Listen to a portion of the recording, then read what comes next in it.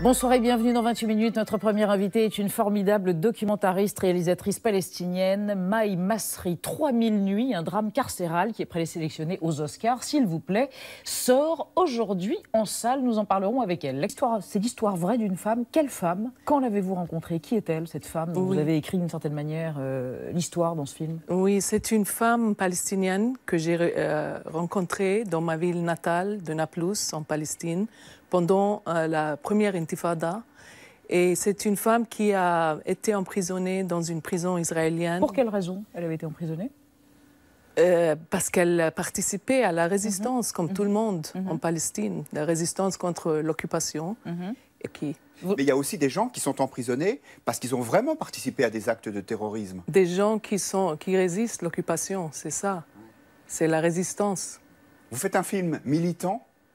C'est un film humain, une histoire humaine, c'est ça le fond du film, mais c'est dans des conditions, il y a la réalité qui est politique, c'est sûr, les prisons, il y a 1 million de Palestiniens qui sont passés dans les prisons israéliennes. Il y a 6000 prisonniers palestiniens en ce moment, aujourd'hui. Oui, mais historiquement, un quart de la population qui a été emprisonnée. Le rapport d'une femme qui lutte pour sa vie?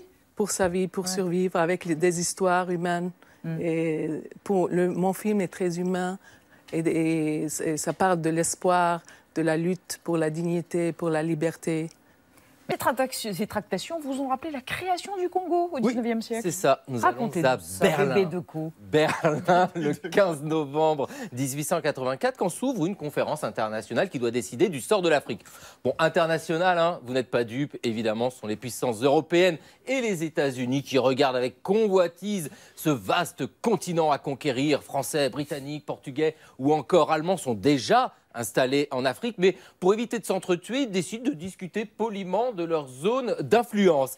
Et parmi tous ces gloutons, il y a un gros barbu, Léopold II, le roi des Belges. Alors lui, il a très bien compris que les pays européens sont intéressés par les territoires situés près de la mer, hein, parce que c'est beaucoup plus facile pour le commerce. Puis il faut le dire, l'intérieur du continent n'est pas encore exploré. Mais Léopold a lu les récits de voyage de Stanley, qui a traversé l'Afrique centrale. Alors, bon, voilà ce qu'il propose. Il dit, écoutez, moi, chers amis, chers collègues colonisateurs, je vous laisse tout le littoral et puis je me garde le trou du milieu, voilà. Je demande juste un petit accès à la mer. Ah bon, allez, qu'on lui donne le vide au gros barbu.